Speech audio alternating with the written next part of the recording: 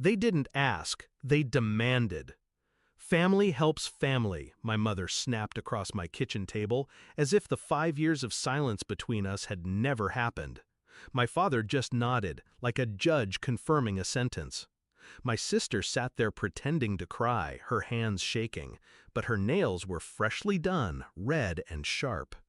They wanted me to sell my house. My house! To erase her $150,000 debt like I was their personal bank. I refused. Calmly, directly. And that's when the mask slipped. 5 years earlier, they cut me out. I wasn't the golden child.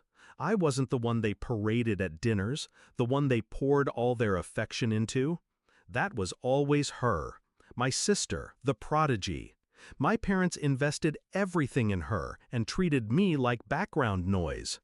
When I left to build a life on my own, they made it clear. I was done.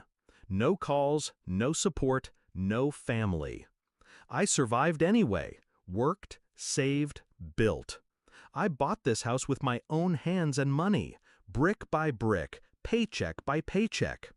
So when they reappeared, suddenly remembering I existed, I knew exactly what they wanted. Not me, not my life, my house.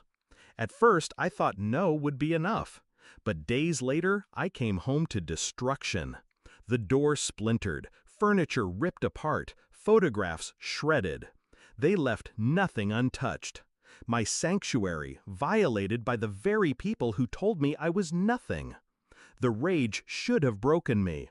Instead, it sharpened me. Because what they didn't know was what this house really was. This wasn't just a home. It was protected. Every wall wired, every room watched. Hidden cameras, silent alarms, backup feeds cloud-stored off-site. I had built it that way after they abandoned me. Paranoid maybe, but safe. So when they broke in, every movement was recorded. Every smashed plate, every slur they spat about me, every laugh. They thought they were untouchable, but I had the truth, time-stamped and undeniable. I didn't confront them immediately. That's what they expected. Rage, tears, begging. Instead, I documented everything. Quietly. I met with my lawyer. I handed over the footage. We drafted restraining orders, pressed charges. Property damage, trespassing. But I didn't stop there. I knew their weaknesses.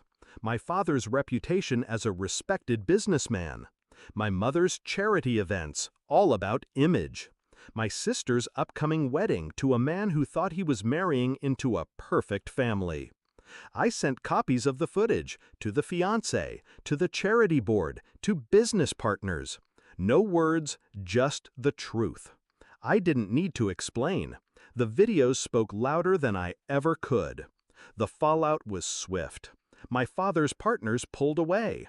My mother was dropped from her committee chair pending review.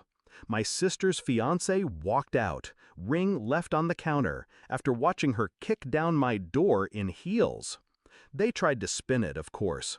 It's a misunderstanding, family squabble, she's exaggerating. But the footage rolled on screens in private rooms, and the truth spread faster than their lies. When they came back, this time it wasn't to demand. It was to beg. 3 hollow figures on my porch, voices cracking, pride gone. My mother's lipstick smudged, my father's tie loose, my sister's eyes swollen from crying. I let them stand there. I opened the door just enough to watch them squirm. "Please," my sister whispered, "we didn't mean it." But they did. They always did. And I wanted them to feel what I felt for years, shut out, unwanted, invisible. So I locked the door, slowly, loudly, and left them outside. Do I regret it? No. They wanted to strip me bare, take everything I built, call it family? But family isn't destruction. Family isn't entitlement. Family doesn't cut you out, then claw their way back only when the debt collectors close in. They thought they broke my house. But this house wasn't wood and brick. It was proof of me, my strength, my independence. And now it's their prison. Because every time they drive past, every time someone whispers about what they did, they'll see it standing here, whole, untouchable. They destroyed everything inside that day, but they didn't know this house was already a weapon, and I used it to bury them.